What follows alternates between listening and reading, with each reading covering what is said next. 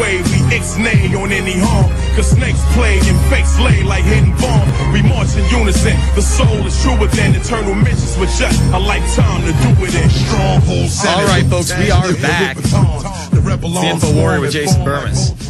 And I went home today to go let my dogs out like I do every afternoon, got to work, go out, and I'm watching the news, the national news. I believe it was ABC. And, you know, last night I reported that under this new plan, we are literally going to give more powers to the corrupt Federal Reserve. The reason that we're in this mess, while the media just does not want to talk about H.R. 1207, the fact that it has enough sponsors for it to go into the House and will be heard on the floor. Do you understand?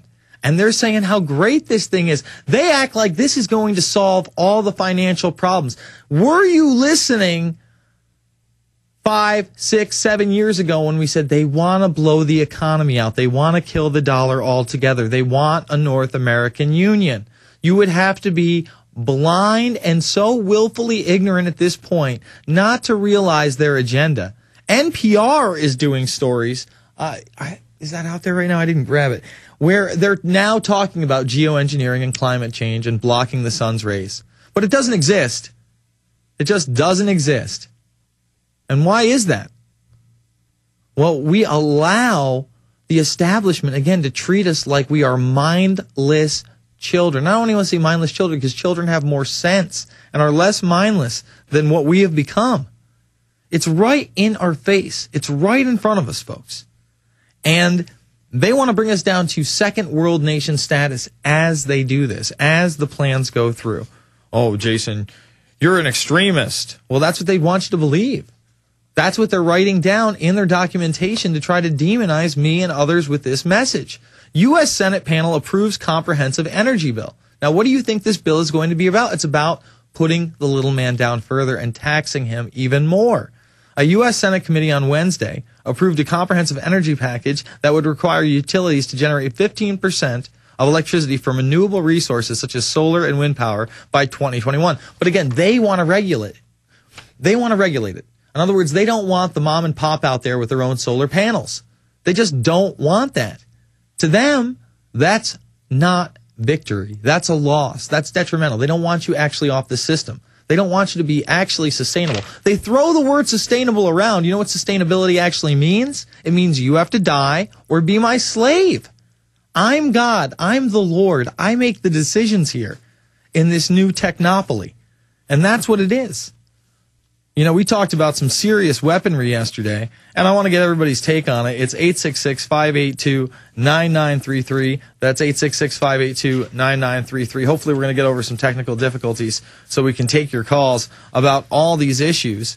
But let's talk about this economy because it's out of control. They want us to have less power, to sacrifice more, to join youth corps, to have mandatory service for baby boomers, H.R. 1444, where they openly discuss how they're going to have a panel on how can we sway the American people into mandatory public service at all ages, and how are we going to sell this to the baby boomers? Don't believe me? Go read the legislation, H.R. 1444. There's a story archived over at the Infowarrior.com as we speak. And, you know, again, the Senate just approved this bill. This is about you living at a lower standard. This has nothing to do with trying to save the planet. I promise you. Now, as far as the economy goes, Eddie Bauer files bankruptcy. Just one bankruptcy after another. I got to tell you, I do take kind of a sick joy in Eddie Bauer, and let me tell you why. First of all, I don't care for their clothing. I don't care for their overpriced attitude, and I don't care for their elitism. Among, you know, just kids that aren't even elitists. They're little sons of yuppie punks, and they don't even realize it. And what I really didn't appreciate is when I went to college and somebody who had never worked a day in their life was driving around in a $45,000 Eddie Bauer mobile, you know, one of these sleek SUVs with all the fixins under this name. Anyway, Eddie Bauer files for bankruptcy, gets $202 million offer. That's pretty. You better take the money and run. Get out of the dollar. It's over. You know they're gutting the nation. Outdoor apparel retailer Eddie Bauer Holdings, Inc., filed for bankruptcy for the second time in 6 years. Numero dos.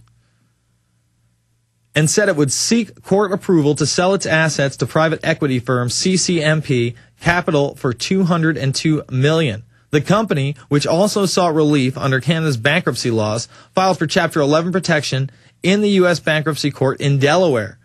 Let's see. CCMP is the stalking horse bidder, which submits a starting bid to set the floor under other possible offers. Well, let's see if, I don't think it's going to get much more. I mean, this economy, why do you want a crappy clothing line that's overrated? Oh, that's actually a really funny kind of blow to the yuppies. It was kind of a symbolism of how they thought they were elitists. But you're not thinking that so much anymore, are you? Now that you're lining up for social services, it's a real beat deal. I know. It's not so cool when you can't pay your bills. It's not so cool when you can't take care of your family, when you can't laugh at the less fortunate, when you are the less fortunate all of a sudden, when you're asking for Medicaid. It's not so sunshines and happy times then, is it? And more people are just losing their jobs left and right. The war on the middle class is such a one-sided war. It's like a slaughter fest. They may have already gained victory at this point. I mean, again, they're praising the banks today on top of saying the Federal Reserve is going to save us. And they say, after all, it's time for a fixin'. The last time we did something like this was the Great Depression, where they set us up for a bigger fall. Again, watch America, Freedom to Fascism. See why it's featured in the MIAC report. Don't just read about it. Just don't get turned on to the show. See the information in it. Understand the Federal Reserve criminal cartel and how it is run. And how the IRS is like their capo arm coming to get you. Big banks repay government bailout funds. It's laughable. 10 of the largest U.S. banks said on Wednesday they repaid more than $66 billion of taxpayer bailout funds as they race to extract themselves from government restrictions on pay for top executives. $66 billion. And then they lie again in here and they say out of the $700 billion TARP funds. No, they stole over $14 trillion, according to Bloomberg. Over $14 trillion, and they gave back $66 billion. Oh, I guess it was only around 13.5 trill. Oh, wait, no. Actually, it would be even more than 13.5 trill. It would be 13.9. Oh, just 13.9 trill, just almost 14 trillion, not over it. Oh, wow. Unbelievable. They're saints. That's what they are. They're absolute saints. Let's see what they got to say about Chrysler. We paid the bailout, folks. We paid the bailout for these car companies, and look what we got. We got them shipped overseas and sold to China and South America, and a big ha, let's just gut you for some more money. Meanwhile, all your benefits are gone, your pension funds are dead, and people are going to start hanging themselves, come wintertime. Come Christmas, folks, I'm going to tell you right now, this is going to be the leanest Christmas. Let me repeat that, the leanest Christmas that this country has seen in a very long time. I'm putting my money where my mouth is. I'm going to say it is going to be a record amount of suicides in November and December. I mean, I'm not happy about it, but you watch. You watch what happens. Chrysler Group LLC said on Wednesday it will resume production of vehicles in 7 North American assembly plants by the end of the month. Wow. 7. Ooh, 7. Yeah. It would be funny if it weren't true, if it weren't Reuters, if it weren't what they're telling you. Yeah, we got 7 plants left in the United States. Go Chrysler. Chrysler said 2 of the plants are in Michigan. I wonder how many they had compared to 2 20 years ago. I would say they would have had to have had at least 5. Let's see. 1 is in Ohio and 1 is in Missouri. 2 other plants are in Ontario, Canada, and 1 is in Mexico. So wait a minute. Wait. Oh, they're North. See, they're not even American plants. Let's repeat that. This is a North American Union document without the headline. Let me repeat that. This is a North American Union document announcing it to you without the headline.